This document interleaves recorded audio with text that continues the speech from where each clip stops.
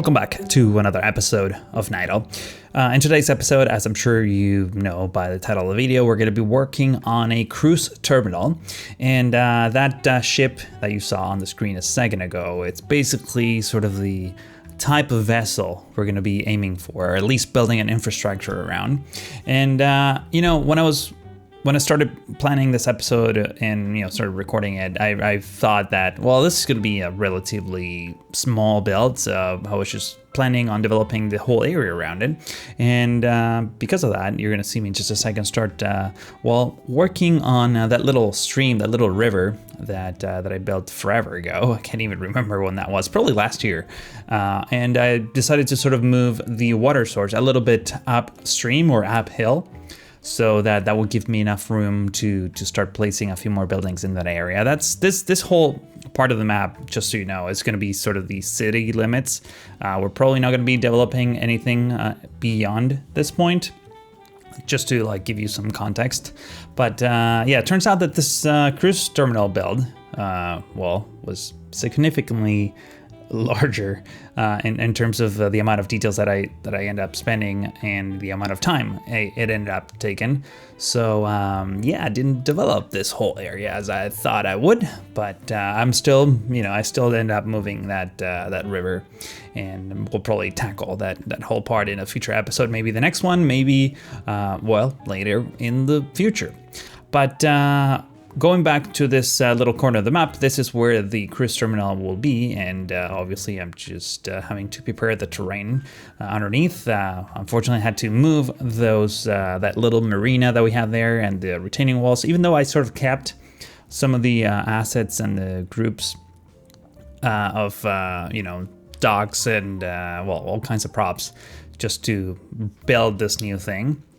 I also have that giant asset with the cruise ship that is significantly larger than the one that you saw at the beginning of the video. So, I tried. You're gonna see me attempt at sort of putting it there just to measure things.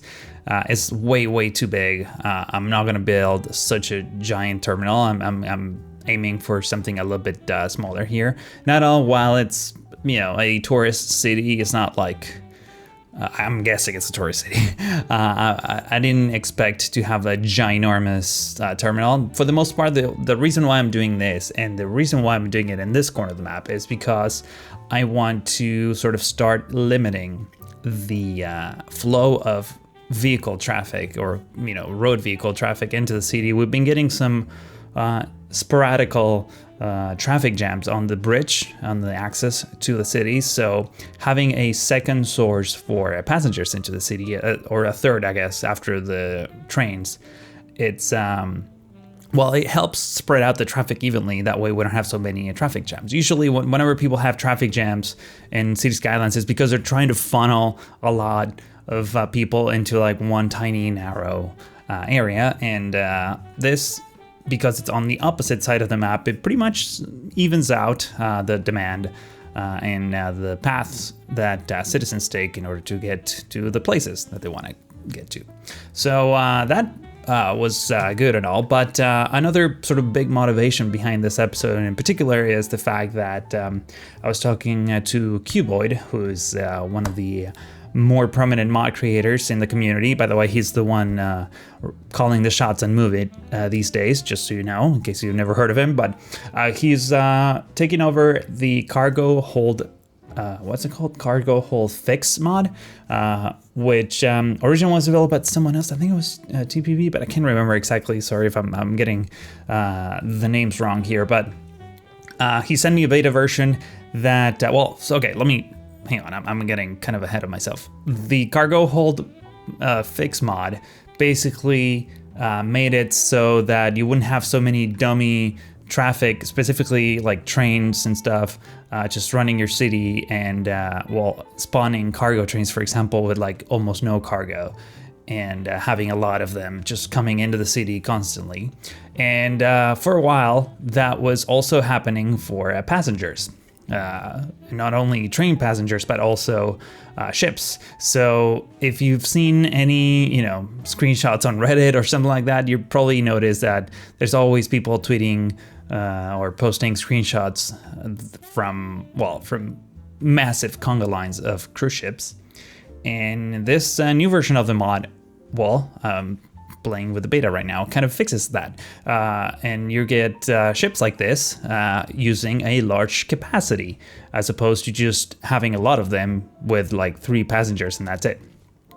So I can tell you right now that the mod is working fine. I only get like 1 giant ship that's almost entirely full at any given time in the map, so no more than 1 or 2, which makes sense, right? You wouldn't have, I guess more popular cities would probably have more cruise ships, but in the case of Nydal, I only want like 1, maybe 2 tops, and they're spawning every couple minutes, so it's perfect. It actually looks realistic for the first time, and obviously it's nice when one of these giant ships just gets to the port and a lot of people just come out, as opposed to like 3 dudes. So one thing I did though is I went into the advanced vehicle options, or AVO, which is another mod, the little car icon that you see at the very end of the toolbar, and I tweaked the settings for that ship so that it matches, well, the settings in real life. So this here, let me pull it up on my second screen. I think it's called the MS Mariella, this specific ship. I don't want to donate to Wikipedia right now, I already did. Yeah, so apparently this cruise ship can travel at 20.5 or 20.5 knots, which translates to almost 40 kilometers an hour, or 28 freedom miles basically per hour, and it can carry up to 2,500 passengers. So I think when you get the asset by default, it's only like 100 people can get into the ship. I basically made it like 2,500 straight up. And sometimes this ship will arrive to the port with like 500, but sometimes it will be 1,000 and so on. So it's actually pretty realistic in general. And I think that was a nice. It just feels right, I guess, to put it in different terms. So that's pretty much the gist of this. The purpose for this cargo terminal. As far as the mod that I was talking about goes, I'm gonna include a link in the description so you can go check it out. And I think he's gonna start pushing the update relatively soon. I mean, the mod already has been updated a couple times. So if you haven't used it in a while, or if it was buggy for you in the past, you might want to try this new version. But stay tuned, because it's going to also be fixed for passenger ships soon. So yay! Thank you, Qboy, by the way. And I think they're going to change the name too. So I think the name he was talking to me about, it's Optimized Outside Connections. That's what it's going to be renamed to. So hopefully I'll remember to actually put the link, so that way you don't have to look for it in the workshop. By the time this video comes out, it will probably still be named Cargo Hold Fix, but it might be renamed to Optimized Outside Connections, or maybe something else. I don't know. It's still like TBD as far as I can tell. So what is this? Let's talk about what I'm actually doing on the screen right now. This thing that I'm trying with props and stuff. By the way, I hate it when I bulldoze things and I can't undo them. I get in the habit of deleting things with Move It. That way I can't undo them. But I'm sure if you live in like a harbor adjacent area, you know what I'm doing here, but this is supposed to be like a flexible ramp that allows cars to get into the boat. And because the water level is never the same, and the height of the cargo bay part of the ship is never at the same height, you want something that's flexible. So the whole point is for this end of the road to sort of go up and down. Obviously it's all made out of props, it's not functional by any means, but I even like took advantage of like a little gap there so that it looks like it's mechanical and flexible and up and down. And I'm doing my best for this giant ship to be like visually aligned with the road, even though it's kind of clipping there. It's an impossible task, especially because the boat, or the ship, I guess it's not really a boat, this cruise ship or vessel stays there only like for like 2 seconds, and then it starts like popping around and never stops moving. So it's unrealistically clipping constantly, and there's not much I can do about that.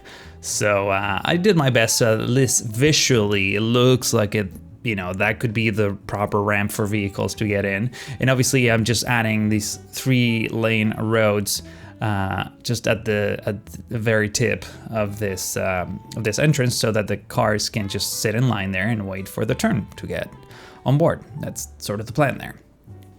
And one of the reasons why I'm spending so much time like putting all these fences here is because I thought, well, wouldn't it be interesting if this was some kind of international cruise terminal? So you need to like go through some like checkpoints in order to actually get on board, and you kind of have to fence things out a little bit, because you don't want random people to get into the, I guess, security sort of areas. And just adding a few props here and there to adding some separation between the different lanes. Obviously, the one single lane is where cars will be exiting the ship, and all the other 3 lanes is where cars will just sit in line waiting to get on board. And I've been trying all kinds of different gates here to see which one would fit the best. Obviously, in this road configuration where you have 2 lanes going one way and 1 lane going the other way, it's kind of hard. There's no like specific gates that would accommodate that way, so I just end up using a combination of different props that you're gonna see in a little bit. Actually, I'm doing it right now. I'm putting this red barrier as well as this sort of security little box here. I think that looks good enough. I was gonna mention something else that I forgot about. Well, that's great. I'm sure it wasn't that important, but oh yeah, no, I remember now. So one thing that I kind of forgot to mention, it's sort of an obvious thing. I'm using the terminal buildings from FBS, basically. So FBS, for those of you who don't know, is an Enterprise collaboration project I've done with Flux and Biskolhausen, like over a year ago, just so you know. That was how long that was. In case you haven't seen it, there's like a whole playlist on my channel, my main channel's homepage, so you can go check it out. We built this massive airport that was like a whole project just building an international airport. And the main terminal asset that I'm using here for the cruise terminal was also the terminal asset that we had custom made by Vasmir for that project. And obviously you can download it from the workshop. I think it fits perfectly with this type of building. I don't know if you would agree with me, but I thought it did. This being like a modern sort of a terminal kind of situation, I think it was like basically just the same type of architecture, I guess, is what I was looking after.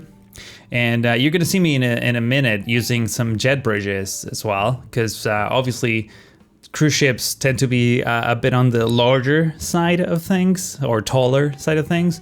So for passengers, walking into the ship, you kind of need some assistance, especially you don't want to have, like stairs, something like that for people with reduced mobility. So I guess jet bridges are definitely better. And I guess, like always, I'm getting ahead of myself because now I'm working on some bus stops and some taxi stands.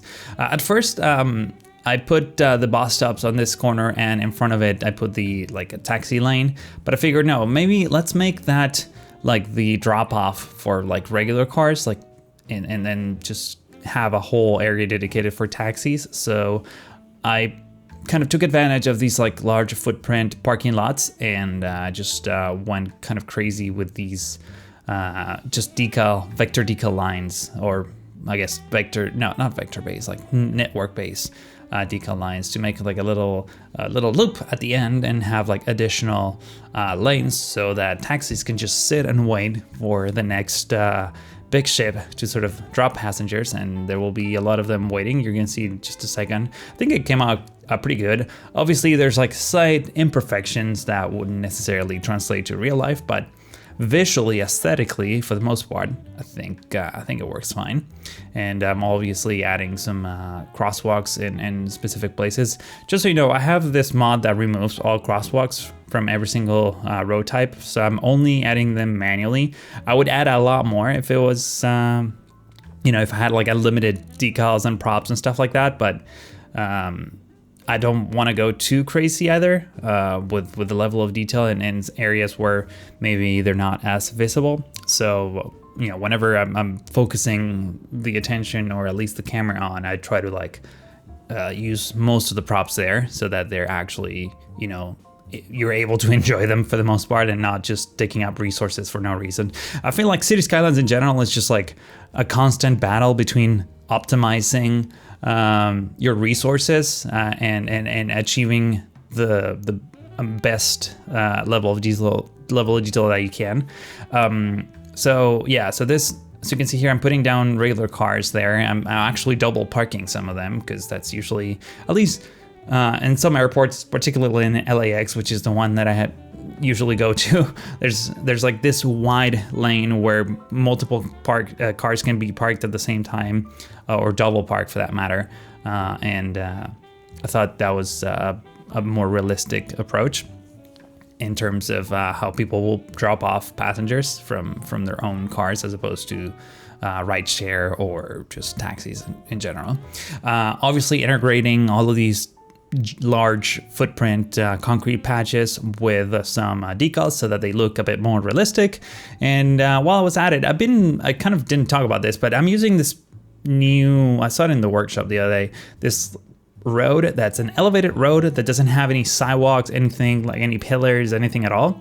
Actually, I think it does have pillars, but it doesn't have like the little like railings or anything like that. And it's great because now you can just do all kinds of crazy stuff like this one. It also allowed me to do that little ramp that gets cars into the ships. So I kind of went a little crazy with it and put it right there in front of the terminal building. And this is where I'm starting to work on the jet bridges that connect the ship to the main terminal. I noticed later, after I sort of finished recording this, that this asset's supposed to have some glass component on the sides, which I didn't add. I think it's like a separate asset that needs to be added. I remember now that I think Vasmer mentioned this when we were working on FPS, but I completely forgot, so I didn't add them. There's no protection from the elements at this point in this jet bridges, but it still looks pretty good. I might add them later, maybe in a live stream or off camera, I don't know. But in any case, one quick thing that I wanted to mention, you're gonna see in just a second, this giant Viking ship crashing into the Citadel. The reason for that is because I've been sort of tinkering with the underlying nodes that exist in the ship spawner. Basically, I have this DIY set that's in the workshop. You can get it. There it is. So I've been, sometimes I get questions from people saying like, oh, this doesn't work. I have one for cargo and another one for passengers. They both work totally fine. If they don't work for you, it's because you may have messed up with the connections, the outside connections. If that's the case, just replopping it usually fixes it, or maybe you just corrupted your file for some reason. Yeah, as I was tweaking the underlying invisible nodes that spawn the ships, or at least they tell the game tells ships where to spawn. I was trying for everything to be like aligned perfectly with the jet bridges and the ramp into the cargo bay. Well, that caused some issues, so I had to like replop it a bunch of times in order to get it to work right. But here it is, the before and after that you're probably been waiting for. In future episodes, I'm going to start developing more the area around this terminal, but in the meantime, I would like to ask you to give this video a like if you enjoyed it, and check out my Twitter page for some crazy shenanigans screenshots in case you haven't seen them. But that's all I have for you today. Thank you for watching, and I hope to see you in the next one.